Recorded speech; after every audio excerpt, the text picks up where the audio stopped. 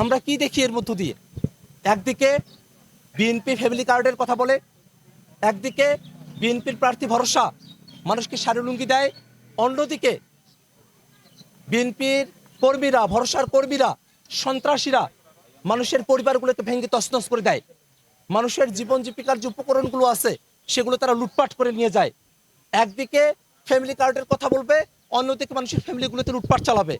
একদিকে শাড়ি লুঙ্গি দিবে, অন্যদিকে মানুষের জীবন ধারণের উপকরণগুলোকে লুটপাট করে নিয়ে যাবে, স্বর্ণ টাকা পয়সা লুটপাট করে নিয়ে যাবে।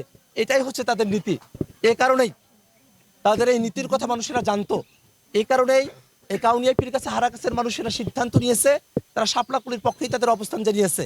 এই 10 দিন অতিবাহিত হয়েছে, এখনো পর্যন্ত দেখবেন না শাপলাকুলির কোনো কর্মী, পরাজিত প্রার্থীদের কোনো কর্মীর উপরে একটা ফুলের আসরও দিয়েছে এমন কোনো অভিযোগও তারা করতে পারে নাই।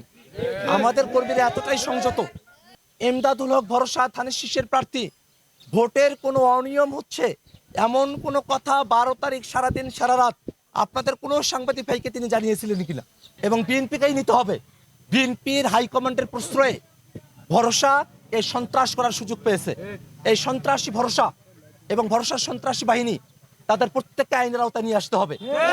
অত্যন্ত দুর্ভাগ্যের বিষয়, 10 দিন হয়ে গেছে এখনো পর্যন্ত হারাগাছ পুলিশ অথবা রংপুর জেলা এবং মহানগরের পুলিশ বা আর্মি তারা কোনো সন্ত্রাসীকে এখনো পর্যন্ত গ্রেফতার করতে পারে নাই। আমার হারাগাছের নেতাকর্মীরা 10 দিন তারা তাদের বাড়িতে আসতে পারেননি।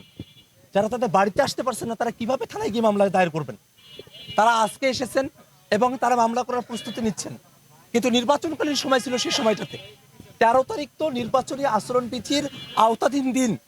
সেই দিন যে সহিংসতা, সেই দিন যে তাণ্ডব, সেই দিন যে সন্ত্রাস, ভরসা এবং বিএনপির সন্ত্রাস, সেই সন্ত্রাসকে তো সেই দিনের আইনেই, অর্থাৎ নির্বাচন কমিশন যখন দায়িত্বে তখনকার আইনেই তো তাদেরকে তখন গ্রেফতার করার কথা। ম্যাজিস্ট্রেটটা তখন ঘুরছিলেন। আমরা দেখেছি এই যে প্রশাসন, বাংলাদেশের প্রশাসন, তারা সবসময়ই যারা ক্ষমতাসীন দল তাদেরকে কিভাবে তুষ্ট রাখা যায় সেদিকেই তাদের মনোযোগ থাকে।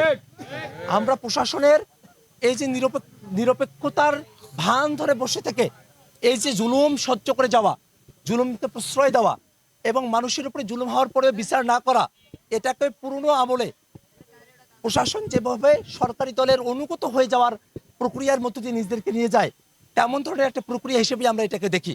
তারপরেও আমরা প্রশাসনের ভাইদের কাছে, প্রশাসনের কর্তাদের কাছে, পুলিশ বাহিনীর কাছে, আর্মির কাছে আমরা বিনীত কণ্ঠে আহ্বান জানাবো, এই হারাগাছে ভরসার সন্ত্রাসী বাহিনী যেসব বাড়িঘরে হামলা করেছে সেসব বাড়িঘরে হামলার বিচার তাদেরকে করতে হবে।